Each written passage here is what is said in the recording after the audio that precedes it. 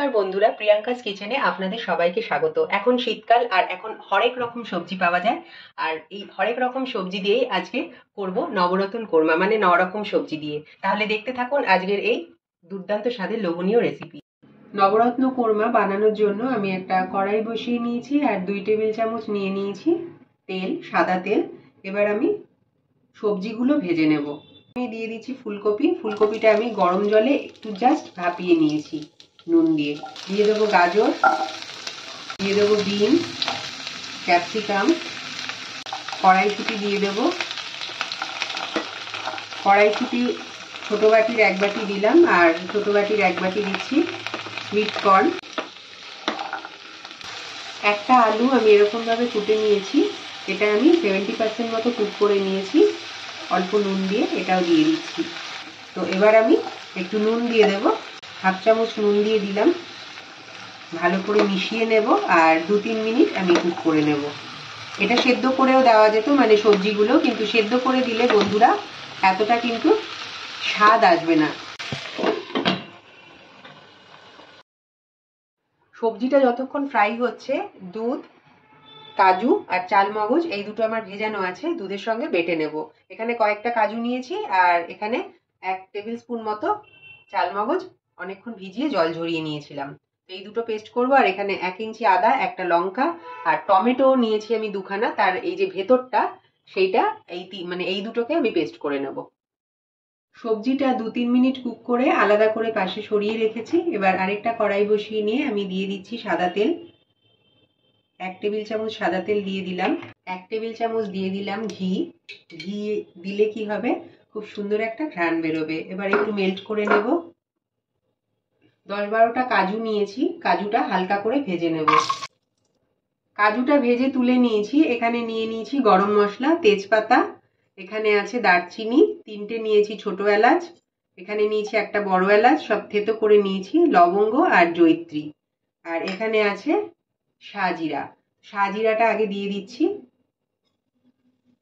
এখানে 1 চামচ শাহজিরা আছে, তেজপাতা দিয়ে দিলাম আর সমস্ত গরম মশলাগুলো দিয়ে দিচ্ছি। এখানে আদা, কাঁচা লঙ্কা আর টমেটোর যে ইনসাইডের পেস্টটা আছে সেটা আমি দিয়ে দিচ্ছি। দিয়ে দিচ্ছি গোলমরিচ গুঁড়ো, ক্রাশ করেও দিতে পারেন, আমি গুঁড়োটাই দিলাম। এখানে ধনে গুঁড়ো নিলাম 2 চামচ, দিয়ে দিলাম ওটা। আর একটা কাঁচা লঙ্কা আমি কুচিয়ে নিয়েছি, সেটা দিলাম, বাটা একটা দিয়েছি। খুব বেশি ঝাল এই রেসিপিতে লাগে না, তবু আমি 2টো লঙ্কা দিলাম। দেখুন মশলাটা তেল ছেড়ে দিয়েছে। এবার আমি দিয়ে দেব কাজু, চালমগজ আর দুধ দিয়ে যে পেস্টটা তৈরি করেছি সেইটা। ভালো করে মিক্স করে দেব। দিয়ে দিচ্ছি 1 টেবিল চামচ কাসুরি মেথি। স্বাদ অনুযায়ী নুনটা দিয়ে দিলাম। তো ভালো করে মিক্স করে নিচ্ছি। মশলা আমার প্রায় কষা হয়ে গেছে, দেখুন তেল ছেড়ে দিয়েছে।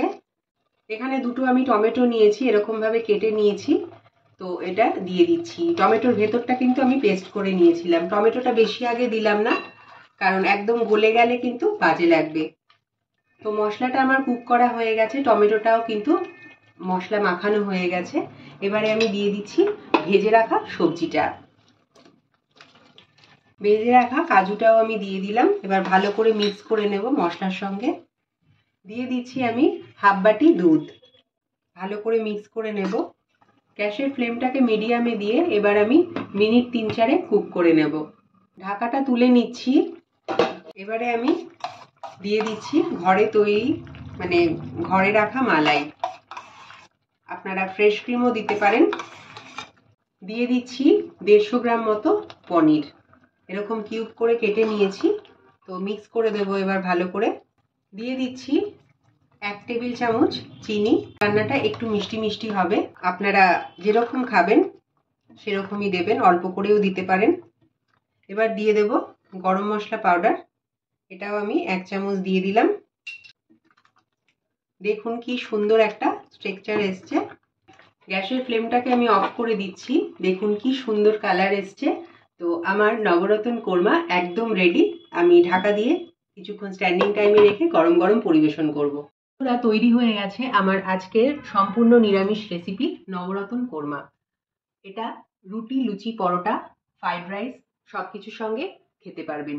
আমার মতো করে তাহলে বন্ধুরা বাড়িতে একবার ট্রাই করবেন। যদি ভালো লাগে একটা লাইক করতে ভুলবেন না, আমার পাশে থাকতেও ভুলবেন না। তাহলে দেখা হচ্ছে নেক্সট ভিডিওতে।